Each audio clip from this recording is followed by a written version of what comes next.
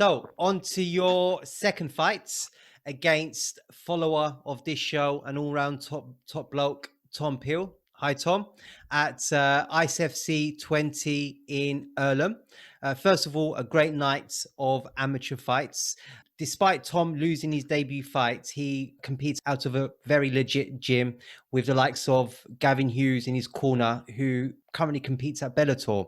What's the game plan when you're giving away so much reach advantage? To be honest, I didn't know he was that big going into the fight. I knew he was big, but I didn't realise he was, as big as he was until I tried high crotching him when he was touching the floor. All right, then a trip it is then, one of them. Yeah, so I didn't realise how big he was until we got in there. And I remember Pete saying to me afterwards, he's massive in one. I was like, you're telling me he's bigger than the ref? I mean, how the hell do you make bantamweights? Oh, God knows. Honestly, he was heavy as well. I remember, because I'm quite strong, I think, and I throw a few big guys about, but him. Yeah, his takedown defense was amazing. Yeah, his size contributed to that. Right. Yeah, definitely. Right. Okay, that's interesting. Yeah, because you tried to take him down quite a few times. I mean, obviously you did, but there was a number of times where he stuffed your takedown. Yeah, it was the size. And he felt heavy. Yeah, he felt heavy compared to I don't know. He just felt heavy, for bantamweight. Obviously he's refueled and put the weight on the day after. But I'm guessing it was a bit of a big cut for him. But it was a good fight in the end. It was good experience that I needed. You need to fight someone big because you might end up fighting someone big in the pro ranks. You never know. Yeah, agreed. So yeah, I mean, in that particular fight, you managed to control. It was very close, but you managed to control the fight in terms of where it went. What were the key takeaways for you? Well, it was the movement drills we did before the fight. To set up the game plan. Yeah, so that's what I took away from it, the movement. I felt my movement improved after that fight. Before every camp, you have sort of an aspect, where you have a few, but you have main aspects that you work on. And movement was one of them for that fight. And adding a few more feints and stuff. So, yeah, it was good experience fighting someone that big because they had to get in his pocket just to even get near him. Yeah. If I was him, I would have just jabbed me all night. I was just been letting that jab hand go. Well, he threw a couple of teeps, but you managed to catch it. Well, I was training with my Thai coach a lot at that time, and he just loves to teep. And obviously, after a bit, you start getting good at catching them because you don't want to get teeped every 2 minutes. No. So, yeah, before that fight, I was getting teeped up in training anyway, so I felt confident catching him. He was big as well. Yeah. Yeah. And would you be surprised to hear that he actually broke one of his bones in his forearm during the fight, but he only felt it as he was walking out of the cage, taking off his gloves? Right. I knew he injured himself because I seen him on the way out. I thought it was his wrist. He might have thought it was his wrist at the time. But yeah, I don't know. Like you said, must have been the hammer fists. It was a hammer fist in the third round. Yeah. That's what he said. Yeah, it's that war food. My nana was feeding strong bones in Salford. You've got a tough head. Yeah. All that war food, then take the rashes. Ha. They make you strong up north, don't they? Yeah. It's the food, man. It's the food. And the weather. And the weather, yes. As they say, it always rains up north. Yeah, always, man. We had a beautiful lockdown, but since we've been let back out, it's terrible. Terrible. And have you ever suffered a serious injury either during a fight or in training? Just not really serious, to be honest. Broke a couple of floating ribs in training, in jiu-jitsu. But it was just 6 to 8 weeks. 2 weeks had to be taken off because, honest to God, pain is just, I wouldn't wish it on anyone. But after 2 weeks, just started doing boxing for 4 weeks, just to keep at it. Yeah, I was just doing boxing every night because I didn't want to stop, because you end up, every day you don't do 1%, you fall back a percent. So it's, just keep at it. On to your third bout against Scott Johnson. And another tough opponent, an opponent that trains out of a very high-level gym, Aspire in Liverpool. And he's the current AFC Amateur Flyweight champion, who at the time was preparing for his 6th fight. What did you know about Scott, and what was the game plan? Just knew that he was a wrestler, to be honest. He'd been wrestling for a while. I'd seen a few fights just because I think we was on one of the same shows. So I think I'd seen a fight already. But yeah, I knew he was predominantly a wrestler, but he's a good fighter. He's a good fighter, man. Even after the fight, I thought that, do you know what, he's a good fighter. Him, like, maybe just throws a little bit, in there, in certain moments. Yeah, so that's what sort of got me the win, I'd say, with, the hammer fist, the more activity. So I'd say that's what got the win in the end. Okay, and I believe you found out about that fight when you was on holiday in Amsterdam. Yeah, I did. To be honest, I was, honest to God, I was in the airport. I think I was eating a Burger King, sat down, charging our phones, waiting for the plane. How far were you into that Burger King? Oh, I was definitely sat down eating it. But I was sat next to him, mate. I was like, oh, I already had an idea that I was going to be fighting, but because Menga had said something like, oh, I put you forward for this, this, and this. So I was like, sound, just let us know. And then obviously you just get a Instagram notification like everyone else. Yeah. Yeah, you're fighting, sweet. You're fighting. Yeah. And that was the first time you were in the red corner. Any extra pressure being the favourite to win? No, it's just a fight. Don't matter. Yeah, it don't matter what tape you've got on. If you knock him out, it don't matter, does it? If you beat him, it don't matter. Yeah, whatever your method of victory, win. Yeah. And you started that fight in very confident fashion. You were very loose and showcased some of your stand-up ability, which up until that point we hadn't seen until he went for that single leg midway through the first round. Despite that, you reacted well and finished the round on top. How satisfied were you with your performance in that round? Well, yeah, it was nice to feel his wrestling, to be honest. I knew my stand-up was better than his, so I knew that I was gonna have to, put that on him. But Menga did want me to take him down, and he had a go at me after the fight for not listening to him, and that was the first and last time I didn't listen to him. But he wanted to take down in the third round. But he was saying it all the way through, but the stand-up was working. I overturned the first round, but after I felt his wrestling in the first round, I kind of thought, I was the better wrestler. I was the better fighter. I was for some reason I was expecting, more, just because of the wrestling that he's done. Okay. And in that second round, I think it's fair to say that he won. You spent a lot of that round caught up in his body triangle. However, I just wanted to get your take on whether you felt that was a 10-8 round in his favor. Yeah, it was a close one. I reckon if he would have threw more punches, it definitely would have been a 10-8, because obviously I didn't do anything but defending that round. Once he got that position, it was rest time. I felt he had that body lock. He wasn't letting go of that. I didn't want to waste the energy getting out. So I sort of like made a decision to just throw that round to then stick it on him, in the third. I was still trying to work, I was still rolling up the cage, moving, defending, wrapping his arms up, tying him up. But if he would have threw more shots in that round, definitely would have been a 10-8. Yeah, he just needed to land more, Well, I think he might have landed one punch, in that second round.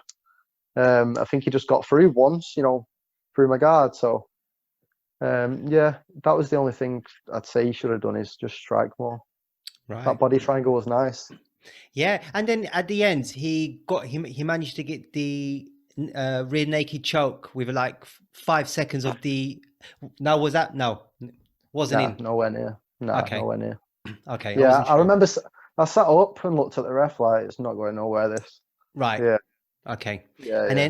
then. And then in the third round, and then certainly from the judge's point of view, you were the busier fighter, landing a number of hammer fists whilst he had you pressed up against the cage with your left leg locked up.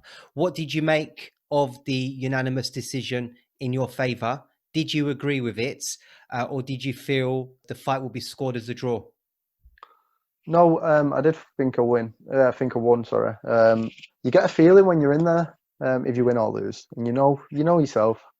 and I felt like I won that fight. I think I won 2 rounds, and because he wasn't as active in the second, I don't know if he used a lot of energy or what, but I don't know. It just felt like he stalled in the third. You know, when he had that leg. I don't know, or just ran out of ideas. But it just, yeah, didn't really try much. And that whizzer he had him locked up with, you know, it's not really the best defense for that. So yeah, so I think he just, I don't know, maybe a shot landed, I don't know, but it just he didn't feel active, you know, in the third as much as I've seen him in his other fights. Yeah, because he seemed very disappointed with the final decision. I don't know why. Obviously they must have thought he had the 10-8 that round, but he just needed to strike more. I thought the judges got it right. Fair enough. And then on to your 4 fights, and I have a feeling probably your most favorite fights out of the 6 that you've competed in, and that was against Jake Jenks at UKFC 10. In that particular fight, you went back up to bantamweights. First of all, what's it physically like moving between weight categories? And which of the 2 weight categories do you prefer or feel most comfortable competing in?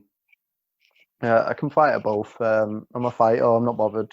If you have to do a weight cut, good. But for bantamweight, I just don't have to do a weight cut. So flyweight, I have to do a weight cut. But again, it's not a hard weight cut. So like when you wear a Masvidal and that cutting 20 pounds, I'm doing like 5, 6. You know what I mean? Like, so yeah, it's not really that much compared to what other guys are doing. Sure. And do you have a preference? No, Pete sees me future in flyweight, but the bantamweight fights are just an option. I see. You know, yeah, if they come up, we'll take them. Yeah, Right. I don't mind.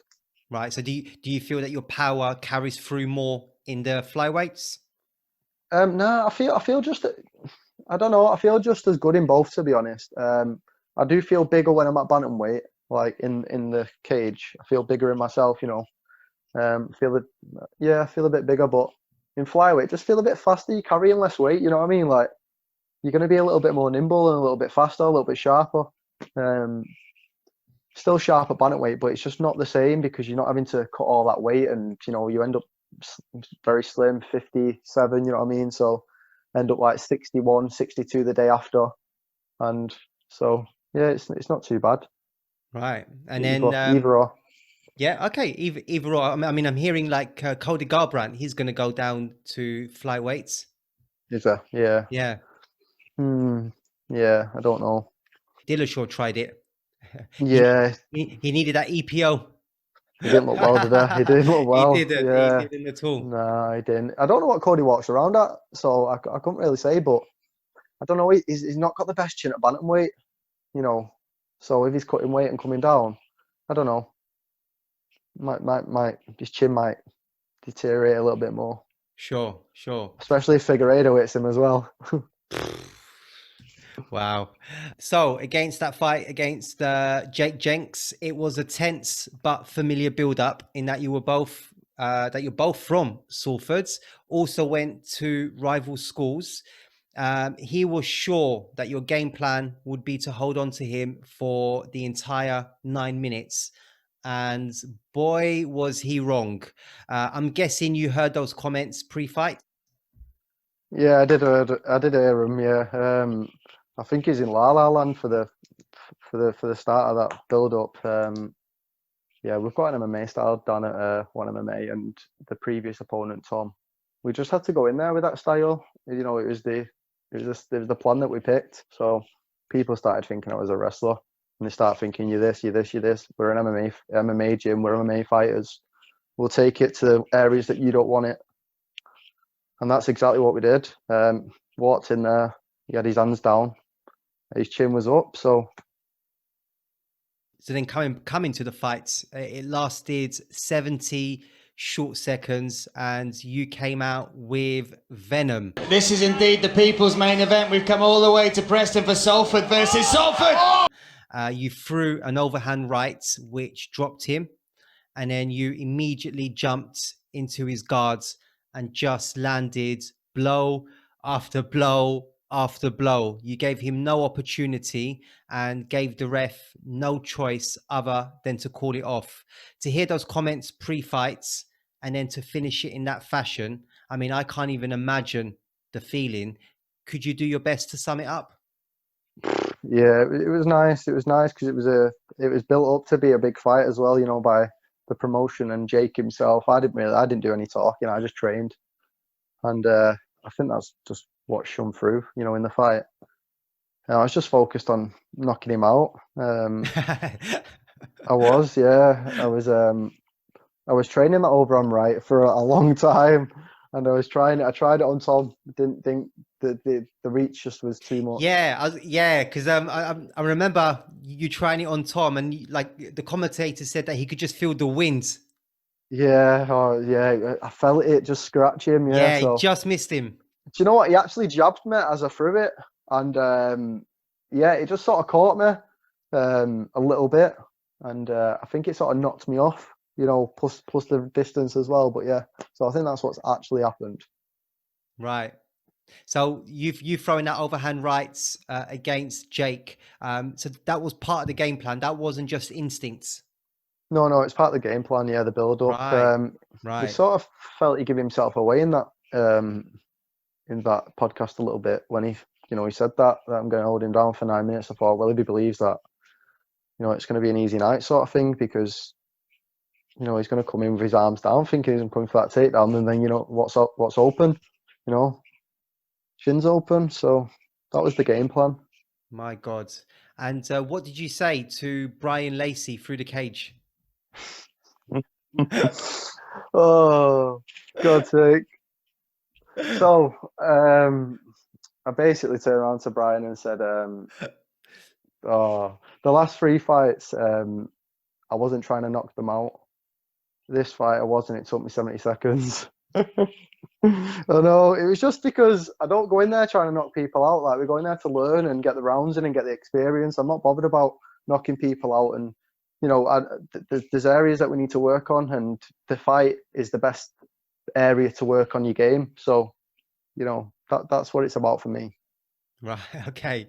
And then it was all respect at the end between you two, which is what martial Yeah, arts he's a is. good lad. Yeah, he's a good lad.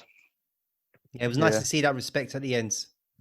Yeah, I didn't really know him well, but you know, we just knew each other because I used to play football with a few of his mates.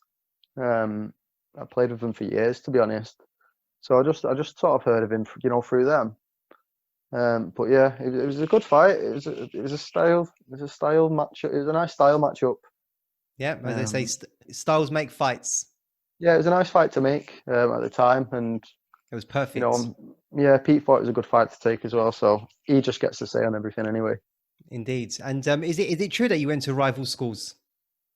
Not really. Kind of. We used to play football and rugby against each other, like, but I was in Salford and he's kind of in Swinton, which is, you know, it's only like 5 miles down the road, but you know, we had 3 schools sort of on the same road, so we weren't really bothered about, in terms of rivalry. We was mainly focused on beating, you know, the schools that were close to us. Yeah. Okay.